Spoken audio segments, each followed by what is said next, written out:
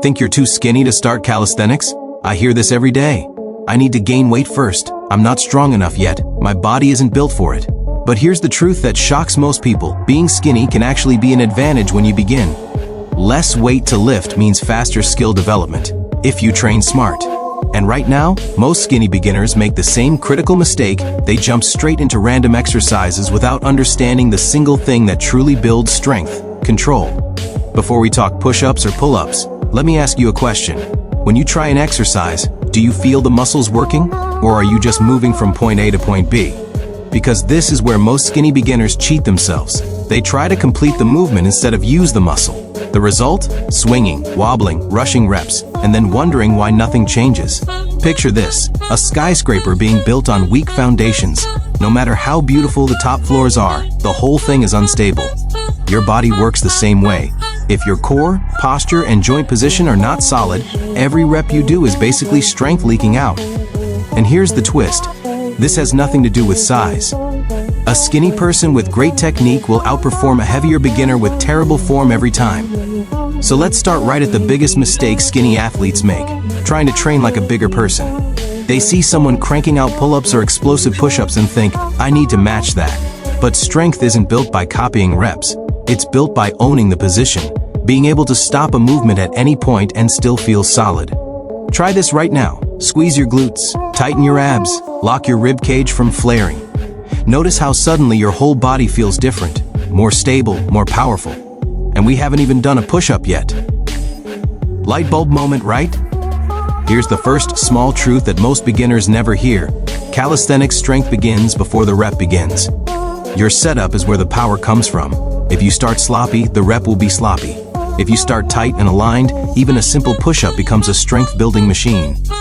In a moment, we'll get into the proper way to perform your first exercises, how your wrists should be positioned, where your shoulder blades should sit, and how your core should brace to make every rep count. But before that, ask yourself, when you train, are you performing the exercise, or is the exercise performing you? Think you're too skinny to start calisthenics?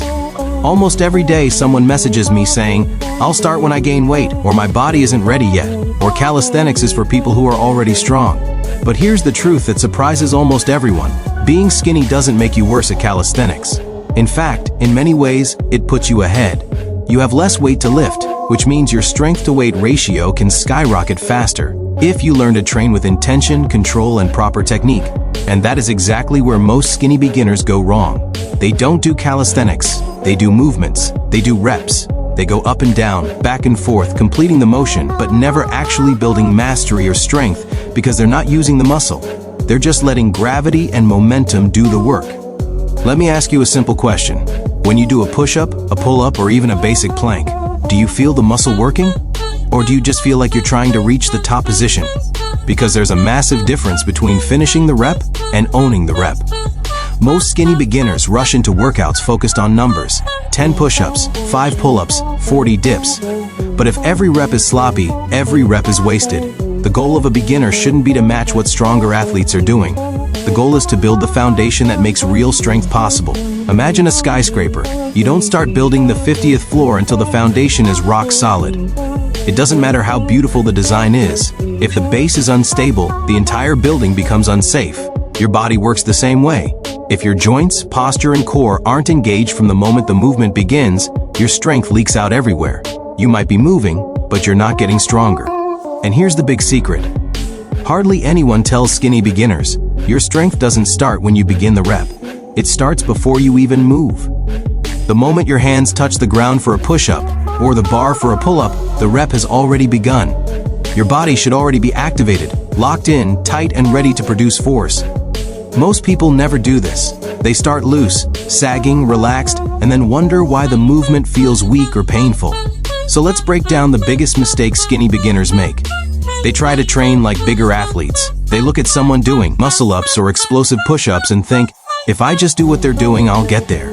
But the truth is, advanced athletes look clean because they built the fundamentals. They learned how to stabilize their core, align their joints, and control their body before they ever started going fast or heavy. Beginners do the opposite. They chase the reps and skip the learning. That's like trying to sprint before learning how to walk. And when that happens, the body does everything it can to cheat the movement. The hips sag, the shoulders roll forward, the back arches, the elbows flare, and that is when skinny athletes start believing they're weak, when in reality they're just uncoordinated.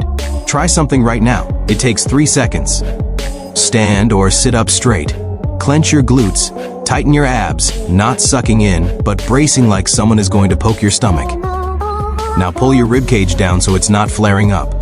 Feel that? Suddenly your posture feels powerful, stable, controlled. Nothing has moved, but your body is already stronger. That's what strength in calisthenics actually is, owning your body in space. Being able to stop a movement at any point and still be solid. If you can't pause mid-push-up without shaking, that means you're not in control. And control is what builds strength. Here's something else most beginners never think about. Your brain is just as important as your muscles. When you train, your nervous system is learning how to fire muscles in the right sequence. The more intentional your reps are, the faster this development happens. That's why you'll see beginners who train slowly and with control get strong in half the time compared to people who do fast, sloppy reps. It's not that they're stronger, it's that they're training smarter. Let's talk about muscle feeling for a moment. If you do a push-up and you feel it mostly in your arms or shoulders, you're not activating your body the right way. A proper push-up should feel like your chest, shoulders, triceps, core, and even glutes are working together. Your entire body is one unit, like a solid plank moving up and down, not just your torso bending. This is why skinny people often struggle. They don't have the mind-muscle connection yet. The good news? This is trainable. You don't need mass to learn it. You need awareness, and awareness comes from slowing down, owning every inch of the movement, and focusing on feeling, not finishing. When you see someone doing clean calisthenics, solid push-ups, controlled pull-ups, stable dips, you'll notice something immediately. They look tight, they look locked in, they look strong before they move, and that should be your goal. If the setup is weak, the rep will be weak. If the setup is powerful, the rep becomes strength building even if the movement is tiny. That is why partial reps with perfect form can build more strength than full reps with bad form, because quality beats quantity every single time. We're going to get into the mechanics shortly, how to position your wrists, how your shoulder blades should move, how to brace your core so every rep counts. But before that, I'll leave you with one question that every beginner should ask themselves before every workout. Are you performing the exercise, or is the exercise performing you? Because once you start owning the movement instead of surviving it, your strength will follow. Think you're too skinny to start calisthenics? Most people believe they need to gain weight before training, but the truth is the opposite. Being skinny can actually be an advantage. Less weight to lift means faster progress if you train with control instead of just chasing reps. The biggest mistake skinny beginners make is thinking strength comes from doing more repetitions. They rush through movements, swinging, wobbling, and letting momentum do the work. But strength isn't built by finishing the rep. It's built by owning every inch of it. Let me ask you something. When you do a push-up, pull-up, or plank, do you feel the targeted muscles working, or are you just trying to get to the top position? If you're just completing the movement, you're missing the most important part. Calisthenics strength begins before the rep starts. The moment your hands touch the ground or grab the bar, your body should already be active, core tight, glutes engaged, ribs down, spine neutral. If you start loose, you will move loose. Imagine building a skyscraper. No matter how beautiful the top floors look, if the foundation is weak, the building is unstable. Your body works the same way. If your core and alignment aren't solid, you'll leak strength in every direction, and progress will be slow. That's why advanced athletes look clean. They built fundamentals first. Beginners often try to train like bigger or stronger people, copying the reps instead of learning the technique. That's like trying to sprint before learning how to stand properly. Try this right now. Tighten your glutes, brace your abs, and pull your ribcage down. You'll instantly feel more stable and powerful, and we haven't even started a rep yet. That's what real calisthenic strength feels like, control. And once you start moving with control, mind-muscle connection improves, joints stay safer, and results come faster.